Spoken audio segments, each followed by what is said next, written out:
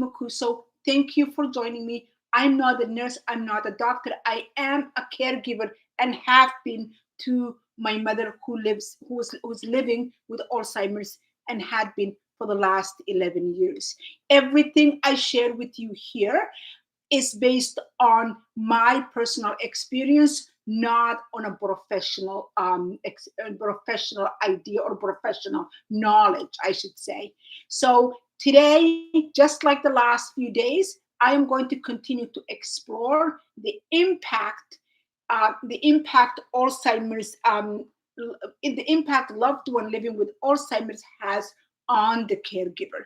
And I'm going to divide that impact in several ways. And today, my focus is going to be when services are canceled last minute and the caregiver has no control over what what they get, what services they get, and what they don't. So today, what happened? I'm just gonna tell you the story. So today, what happened was like I shared in other videos before.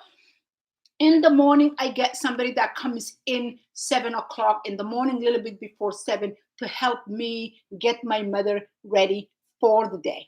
Okay, because like I said, my mother is a two-person lift, and I can't do it by myself, and the worker cannot do it by themselves. They need me and I need them, so we have to work together. So usually I get up 6 o'clock, I get myself ready, and I am ready before 7 o'clock. And when the person comes in, we can focus on my mother for the next 40 minutes. Two of us, we can get all we need to do for those 40 minutes. But if that person doesn't show up, or if that person even runs 5 minutes late, it throws off my entire day. So for example, today I woke up 6, I got myself ready, and it's 6:45, 6, and then 6:45, nobody's here. 6:50, nobody's here.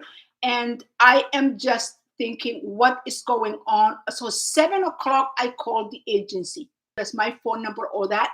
And then the worker tells me, I cannot pull your mother up. And so, what do you mean? What do you mean you can't pull my mother up? My mother was getting services from your agency since 2014. How come you cannot pull my mother up? And then I'm just talking to her, and I just said, is this the London office? And she said, yes. What are you calling? I'm calling from Windsor office. And she said, oh, that's why. And I thought, it's the same company.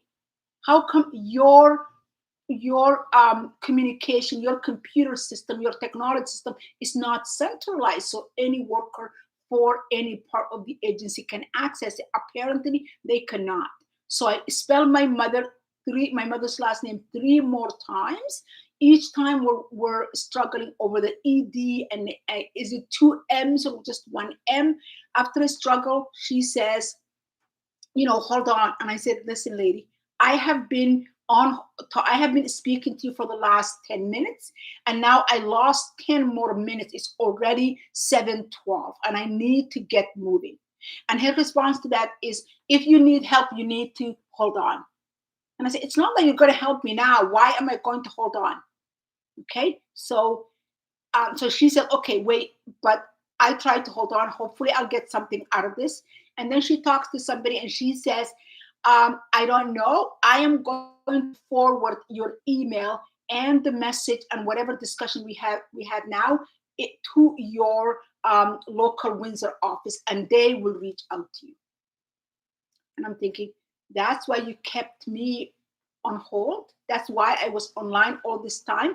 Marka maanta waxa aan ka hadlayo oo ku saabsan qofka haya waayeelka ee waxay tahay waxyaabaha dhici kara haddii kaalmo aad ku xisaabtamaysay oo ku imaan lahayd ay ku imaan weyda, adigiina aad ku xisaabtamaysay daqiiqad kasto aad u dhacday ay tahay mid dib kuu dhigayso, sababtoo adiga mas-uuliyada kale ayaa ku saaran markii aad tahay qof waayeel ahaayo. Marka aniga maanta tusaale aniga igu dhacay ayaan soo qaaday. Tusaalahaasna maanta wuxuu ahaa, saaka waan soo kacay, salaadii aan tukaday, haddana wax yaraan hurdo ku noqday, waa soo kacay. Markay ahayd 6dii ayaan soo kacay, anigii ayaa isdiyaariyey.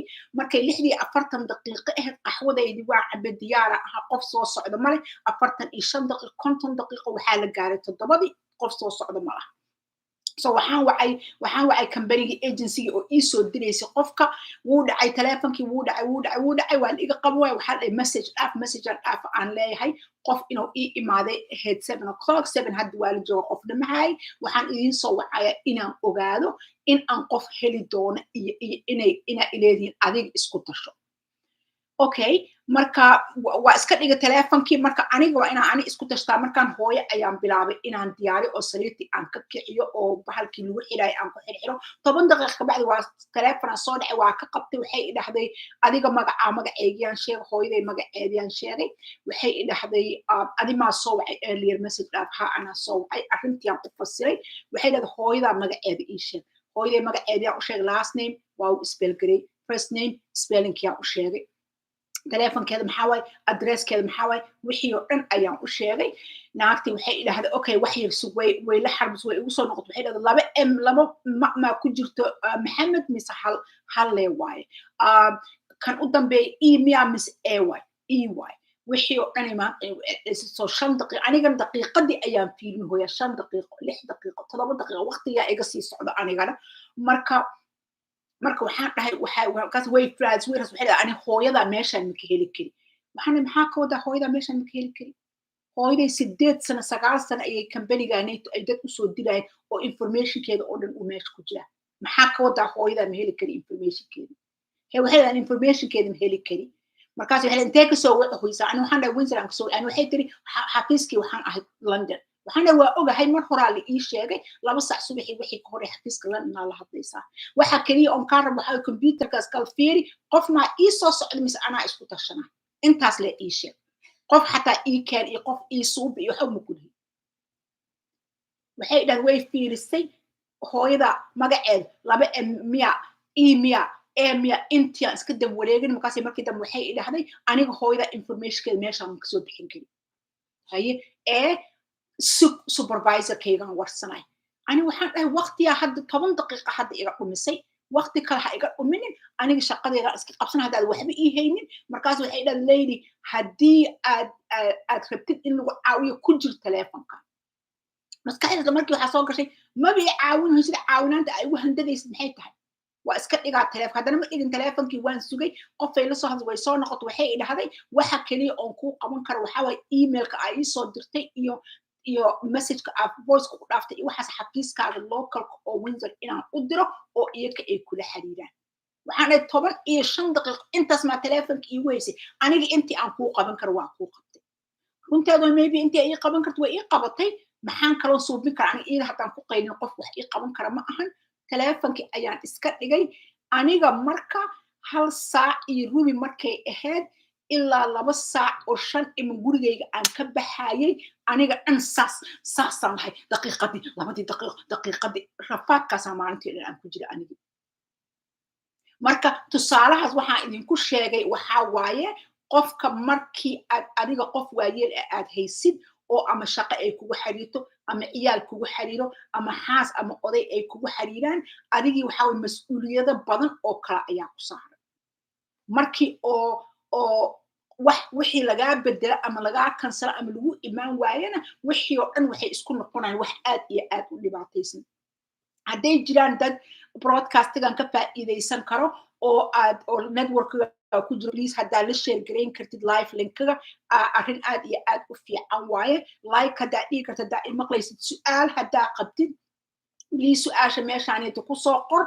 aniga ayaa ka jawaabi doona markii aan hadalka qodobada aan maanta aan sheegayo aan dhameeyo marka haddii aad mar dambe aad YouTube ka fiirsatidna because videogan YouTube ayuu geli doonaa haddii aad YouTube ka fiirsatid waxaad yeeli kartaa su'aal iyo comment haddaa ii dhaafaysid ii dhaaf replay le ku bilow si aan u ogaado inaad dib ka fiirsatay marka maxaa ka mid ah dhibaatooyinka marka saas camal wax ay dhacaan oo qofkii ku dhici karo aniga oo kale ahaa oo qofka waayeelka ahaayey taas waxay keeni kartaa in oo qofkii mas'uuliyaalkii kale oo adiga aad mas'uulka ka ahayd inay kala daataan sababtoo aniga hadda gurigayga waxay ahayd inaan ka tago 2 saac oo hubi dhiman oo shaqada aan 2 saac joogo marka aniga gurigayga haddii oo 10 daqiiqo 15 daqiiqo aan dib u dhaco gurigayga aan 2 saac ka baxaayo micnaheedu waxaa waaye 2 saac iyo 15 daqiiqo aan shaqadii tagoya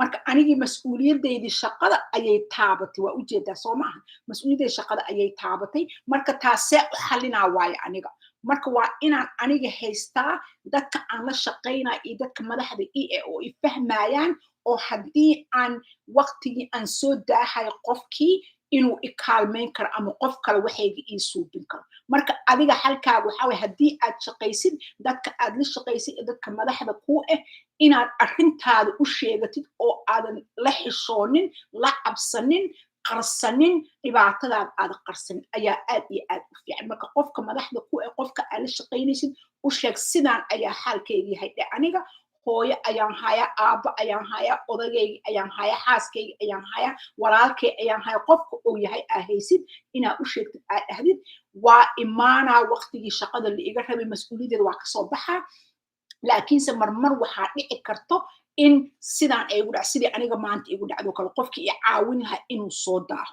ama qofkii hooyo la joogi lahaa aan uga tegi lahaa inuu soo daaho ayaa dhici karto marka adiga inaad dadka aad la shaqaynaysa halka waxaa dadka aad la shaqaynaysa inaad kala tashatid haddii aad iyaal haysatid oo baska raacayaan oo lagaa rabo adiga inaad baska saartid waxaa yeeli kartaa inaad qof deris haddaa qabto ilmihiis asagan markaas camal baska saarna inaad qofkaasay dantaada u sheegatid oo aad dhahdid walaalay ama walaalo ciyaalkaaga markii aad baska saarnays kuwaygana aan kugu darsado maalintii aan dhibaato la kulmo oo hooyo qofkii iga haynay oo ii imaan waayo haddii aad xaas leedahay ama oday aad leedahay adiga iyo xaaskaaga ka tashada adigii odaygaaga ka tashada haddii ciyaalkii in iskoo loo diyaari ay tahay adigiina hooyo ama aabo qofkii lahaayay inaad kaalmaysid ay tahay sidii aad shaqadii u qaybsan laheedeen marka si aysan dhibaato kuugu keenin waxaa loo baahan yahay inaad isu diyaarisid ood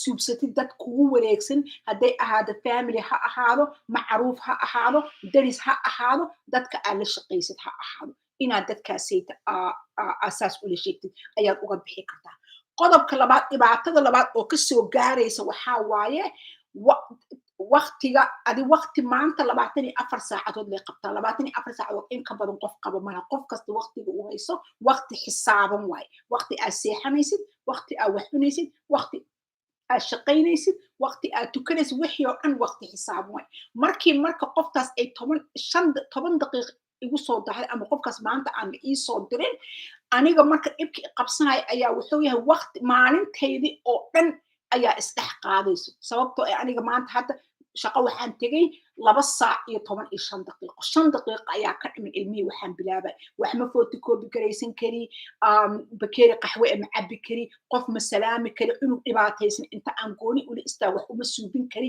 isla markii inaan galaaskii galo oo hor shaqadii ka bilaabo waay waqtigayga dhan marka taasna macnaheedu maxay tahay anigii waa daalay galaas biyo xataa ma cabbi kari galaas qaxwo xataa ma cabbi kari waxaygii oo dhan ayaa saas isu dhex qaaday maanta oo dhan marka waxaa laga yaabaa inaan ilaa iyo 8 saac 7 saac marka u horeyso oo break aan leeyahay inaan sidaas ku gaaro aniga oo maanta ordaayo aniga dhan isdhex qaadsan marka energygii ayaa kaa dhammaanay adigii dhan tacbaan ayaa noqonaysaa taas ayaa meeshii ku jirta waxayna kuu keenaysaa stress iyo murug iyo dhibaatooyin badan oo adigii dhan aad isleedahay ma shaqadii ka daahi doontaa maxay ahayd jidkaanayd haddaa socotid especially ani meesha aan joogo markii bilahaanayd la joogo meel kas ismaa ka socdo jidkii saa ugu socotay waa lagu xiraa jid kale inaa u wareegatid waay wacalaykum assalaam marka inaa maanta dhan waxaa waay adigii aa ka fikirtid jid isaa imaa ku dhex dhici doontaa baabuurkii haddii uu kaa halaabo haddii shaqadii aa ka daahdid waxaasoo dhan adiga stresskaas oo dhan ayay ku gelinaysaa marka taasna see uga bixi kartaa aniga marka waxaan jeclahay markii aan wax kuu sheego inaan ka hadlo sidee uga bixi kartaa halkii maxaa waay sababtoo qofkii waayeelka ahaa waa haysaa qofkii waayeelka ahaa cudurkii wuu qabaa wax aa ka qaban kartid taas ma lahan laakiin dhibaatooyinka kale oo taas ay kuu keenayso see uga bixi kartaa waay marka qodobka aan sheego wuxuu ahay tan oo dhehayso timekii iyo energygii ayay cariiri gelinaysaa ani marka hadda tusaale ahaan waagii hore waxaan yeeli jiray subaxii ayaan qabaysan jiray. Marka qabayskaygii ayaa 10 daqiiqo iga qaadanaya si aan shaqada u aado. Marka 10kii daqiiqo si aan u badbaadso 10 daqiiq oo ii haraysa aan u helo oo maalintii maanta camal aan u daahan isticmaali karo, qabayskaygii ayaan waxaan u bedelay habeenkii. haye maxaa kaleeton subi intii qadadaydi iyo waxaydii aan aruursan lahay subaxii aan isku habaysan lahay waxaan u bedelay inaan qadadaydi aan shaqada u qaadanayo aan weelkayga ku rito oo frinjeerkayga aan gashto ay diyaar ii ahaato markii aan baxayo aan boorsadayda qadada igu jirto le hore aan u qaato. shaaha sidoo kale shaahan jeclahay inaan xabo soomaaliyaan ahay marka shaaho kaleeto waxaan yeelay inaan muxuu ahay aan shaahayga habeenkii intaan karsaday haylkii iyo wixii dhan aan ku daro caleentii keliya ay u dhiman tahay oo subaxii markaan soo kaco aan dabka saar markuu ii karkaro caleentile aan ku daro oo shaahi uu diyaar yahay sababtoo ay waqti ma u helay aan heelkii ku tumo aan sinjibiishii ku tumo aan biyihii jalmadii ku shubo waxaasoo dhan ma helay waqtiga waxaa waaye ma ahan 20 daqiiqo 1 daqiiqo kasta ayaa muhiim ah subaxii especially markii aan saas dagaalkaas ugu jiro marka waxaa loo baahan yahay inaad isku daydid sidii aad waqtiga aad uga dhigi lahayd habeenkii haddoo kale waxaa shaqo uma socda galabta hadda waxyaabo waa suubsan karaa cashadayda qadnayda beri waa diyaarsan karaa haddii cashadii oo habeen dambe ahayd waa karsan karaa dharkii aan gashan lahay marka waxaan yeelay safaleetigayga waa diyaarsadaa waa feeraystaa wixii aan gashan lahay habeenkii ayaan dhigtaa waagi hore waxay ahayd subaxii ayaan raadin jiray oo garbasaartaanan rabaa maxaa cambuur ahoo raacay kabahaygii aawe iskaalsadaydii aawe wixii oo dhan tabar u mahay marka taas way tan labaadna marka today I spoke about how does a last minute cancellation of service providers to a loved one impacts a caregiver. So the first point I talked about is this kind of change, the last minute change impacts the caregiver's other responsibilities. Those responsibilities could be responsibilities to family, responsibility to jobs, responsibility to employment, responsibility to community, to other loved ones, whatever. We all have 10, 15 different responsibilities. So when you have somebody not showing up or not coming, it disrupts your entire day and it impacts everywhere. So for example, that example that I used today when I had to go to work, that means I needed to get to work at a certain time and now I cannot. It's not only me, it's not only my mother, but now my students might be impacted. Now other teachers in the same hallway might be impacted. My principal might be impacted. So other people around me will be impacted.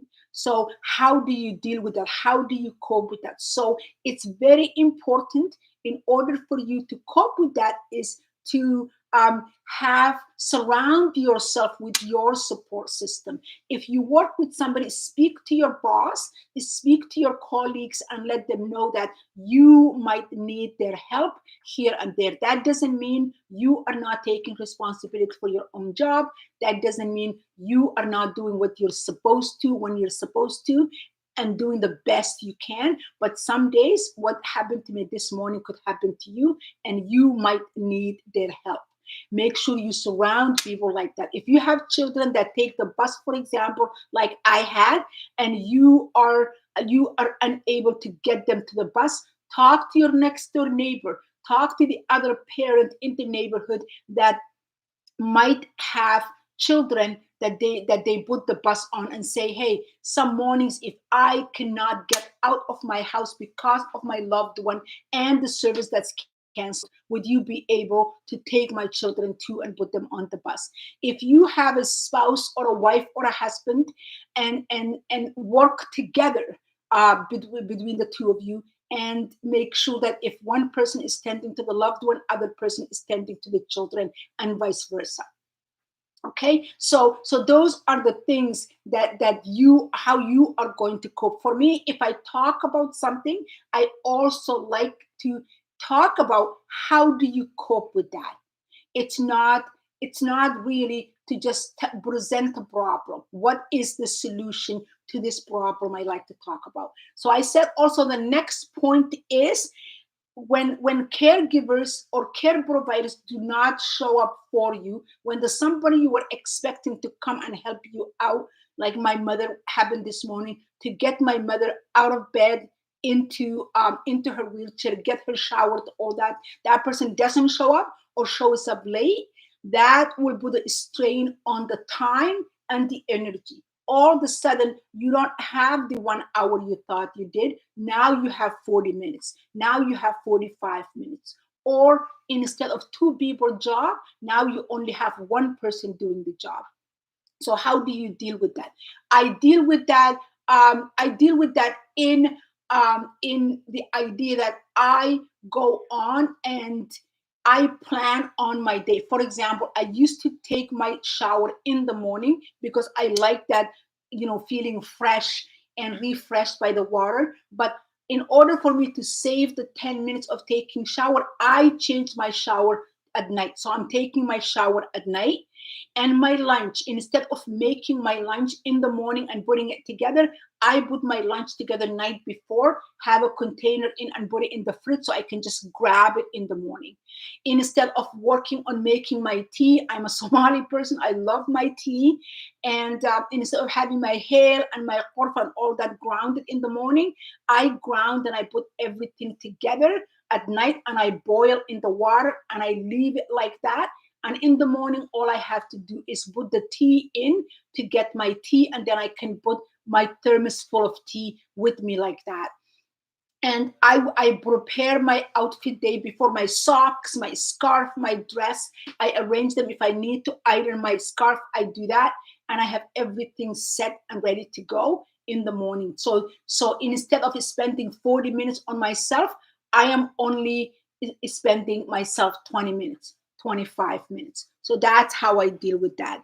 So qodobka u dambeeya oo maanta aan sheegi doono waxaa waaye, haddii qofkii ku imaanayay oo hooyo kula haynayay oo ku imaan waayo ama oo kaa soo daaho, taas waxay kuu kordhinaysaa waxaa la dhaho stresska ama walwalkaas maxaa ka mid ah, aniga saaka gurigayga markaan ka tegay 2 saac oo 5 daqiiqo dhiman, waxay ahayd inaan 2 saac oo rubi dhiman baxo. Marka hadda 10 daqiiqo ayaa iga dhuntay.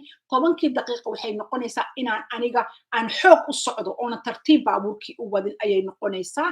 Kaas accident oo ku gelin karaa. Haddana sidoo kale bisha April iyo May iyo June jidadkeena dhan waa la dhisahoyaa. Waxaa laga yaabaa ina jidkii aad lahayd waa mare iyo waa shaqadii ku tegay inuu xiran yahay ayaa laga yaabaa, oo jid kale inaa martid ay noqoto ayaa laga yaabaa. Waxaa laga yaabaa in baabuurkii uu si kaa noqdo, wax kas. Marka adiga waxaasoo dhan ayaad ka murgaysaa maanta oo dhan, aniga especially markii la gaaro. Marka taasna see u xalinaysaa waay. Taasna waxaa u xalinaysaa inaad ogaatid marmarka qaar wax aad ka suubin kartid malahan. Inaad ogolaatid marmarka qaar waxaan way dhacayaan. Hana kasii fikiri, ha is in amay berri dhacaan, amay berri dambe dhacaan, amay maalinta ku xiga dhacaan. Waxaa ka qaban kartid malahan. Marka waxaa ku xisaabtantaa maalin kasta marka ay kugu dhacaan inaa intaa neebsatid, ilaahow ii fududee aad dhahdid, sidii aad uga bixi kartid maalintaasayto aad uga baxdid, berri haddana maalin cusub ay kuu noqoto. oo mar kastana adiga isku dayda inaad neebsatid, inaad ducaysatid, inaad quraan akhrisid, inaad isdejisid, aad ku dadaashid, waayo xalka keliya aad uga bixi kartid. So the third point today in my discussion was how when a service is canceled last minute or the person providing the service shows up later than you expected, that would lead to a stressful situation because now you're worried about being late for work. Now you're worried about having your children being late for school if you were putting them on the bus or dropping them off. Now you're worried about not being able to make it to work on time. You're worried about running into a construction and the road you were going to go is closed, and maybe running into a car trouble. All and everything like that could happen. And the minute I realized that lady is not showing up, and it was 7 o'clock, and I couldn't get any answer from the office, my stress level doubled and redoubled. And I'm already thinking about being late for work. I'm already thinking about maybe Central Avenue is closed. And if I'm running late, the cars will be blocking the road and I won't be able to make it. and I won't be able. So would I be able to finish with my mom? Would I have enough time to give her breakfast and her medication? Would the person who was coming in for me afterwards be here on time? So I had to learn over the years to take a deep breath, to ask Allah help, and to just go with it and decide there is really nothing I can do. A lot of these things are out of my control, and there is nothing I can do about it. And I just have to accept it and deal with one day at a time. Just deal with today, and then tomorrow comes. So to wrap it up, today I talked about, and it was topical because I had that experience this morning when this personal support worker that was supposed to be in 7 o'clock to help me with my mother was no show, and I could not get any answer from the person at the office of the agency that was sending this personal support worker. So I had to do getting ready my mother by myself, and take care of the situation like that. So I talked about how when something like that happens, it impacts the caregiver's other responsibilities.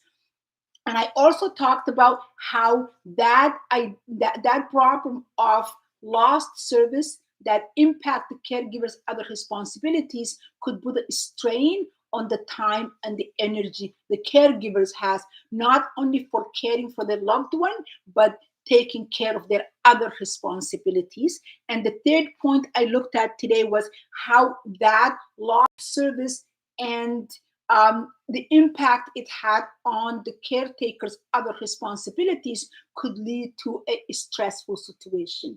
And I also spoke about how to deal with those, which is the first step is to make sure people around you, co-workers, bosses, family members, children, if you have adult children, friends, neighbors, people understand your situation, and you can have somebody you can run into and ask for help last minute, somebody who can support you with things, whether it's a boss or a coworker or a next door neighbor or a spouse or a relative, having that. And the next one I looked at is to plan your day, plan for the eventual things falling apart, and do things that you can night before, like getting your outfits ready. And if you have children, getting their outfits ready, getting your lunch ready, getting your tea ready, like I talked about, everything like that, doing your shower at night, things like that, so that you can alleviate some of the tasks that needs to be done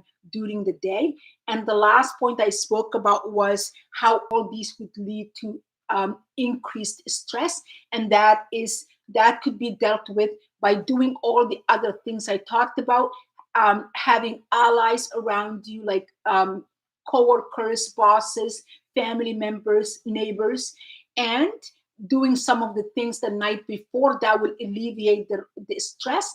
And rest of it, just accepting sometimes you cannot account for all the eventualities. You cannot account for everything and all the things that could happen in the situation, and then just deal with one day at a time. So maanta si aan usoo gabagabeeyo, waxaan ka hadlay markii adiga aad tahay qof waayeel oo Alzheimer's qaba aad haysid, oo dadkii lagugu soo talagalay agency kaaga imaan lahaa, ama qof inuu ku imaado oo ku caawiye ay ahayd oo imaan waaye ama oo soo daaho, taas waxay suubin kartaa in oo ay taabato noloshaadii kala qaybaheedii, hadday tahay shaqadaadii, hadday tahay ciyaal aad haysatay, hadday tahay adar waxyaabo kale oo aad mas-uul u ahayd, haddaad cunug daktar geynad, haddaad cunug iskool geynad, haddaad shaqo aadinad, inay taabato ayaa laga yaabaa. Taasna waxaad u xallin kartaa ama aad dhibka uga yarayn kartaa in aad dadka kula joogo, xaaska ha ahaado, oo ha ahaado maxay ahayd ciyaal waaweyn oo adult haddaa qabtay ha ahaadaan, dadka aad la shaqaysid, dadka madaxda ku ahaada, inaad dadkaas u sheegtid dhibaatadaada, oo aad suubsatid dad aad wici karto ii kartid, maanta saana i haysato 5 daqiiqo ayaan soo daaha, maanta saana i haysta ciyaalka iskoolka ma ii geyn kartaa, inaa arrimahaaseyta aad suubsatid ayaad uga bixi kartaa.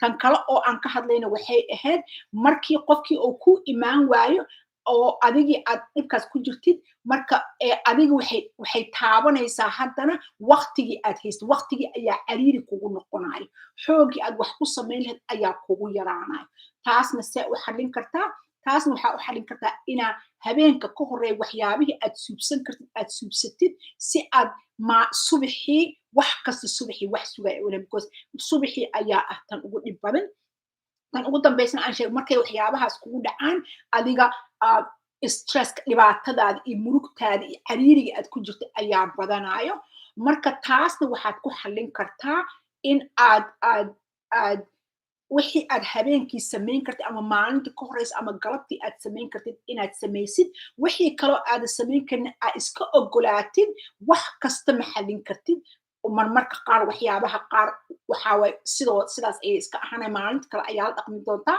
hal maalinna inaa mid kasna inaa maalinta keliya aa ka shaqaysid oodan ka fikirin berri wixii aa kala kulmi lahayd so halkaas ayaan kusoo gebagabeynayaa maanta sheekada haddii maanta dadka meesha jooga aad ayay u aaminsan yihin qof su-aal keenay ma u jeedi qof ayaa hal wax meeshaan kusoo qoray qofkaasna mid inaan hadda aan dhexgalo sheeko inaan dhexgala aan rabo ma ahan aad iyo aad ayaa u mahadsantihiin dadkiina meeshaan ila soo galay su-aal qof qaba ma jiraa wax iga warsanaayo ama comment ku suubinaayo haddii aysan jirin haddii aad rabtid arrintan iyadoo faahfaahsan oo detailda ah haddaa fiirin karta ani waxaan qabaa podcast oo my mother the person and the patient oo meel kasta Apple podcast Spotify Stitcher Amazon Music aad ka heli kartid 22 episode ayaa hadda ku jirta waxaana ka sheekaynaa tallaabo hooyaday wixii aan la soo maray markii ay cudurka lagu sheegay ilaa iyo hadda aan joogno ayaan ka hadlayaa haddii aad dhegaysatid please follow ii dheh halkaana maalin kasta ayaan isku dayaa inaan soo galo oo qodob ku saabsan xaalka aan kala kulmayo hooyaday aan isku dayo haddii aadan kan dhegaysanin ama ay jiraan dad isleeda way ka faa'iidaysan doonaan videogan oo kale ayaa wuxuu ku jiraa youtube-ka hadda youtube-kana live ayaan ku ahay meesha ayaa replay uga dhegaysan kartaa marka haddii aysan su-aal jirin qof su-aal qaba ma jiraa ama comment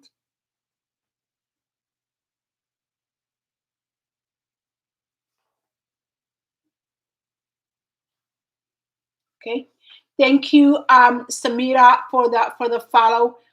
Thank you, Ma, for the follow and the like. Thank you so much, Salman.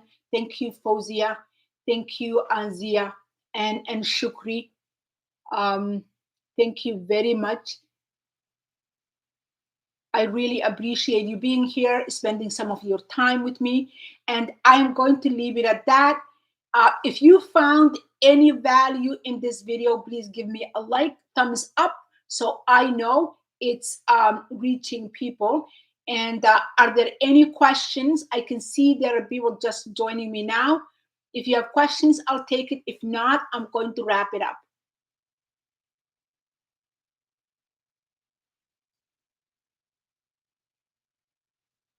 All right. Thank you very much. Hopefully, I will see you again the same time tomorrow, 3 o'clock my local time, and it will be different time zones based on where you are, Europe, Africa, and different parts of North America even. Thank you very much for joining me. I really, really appreciate you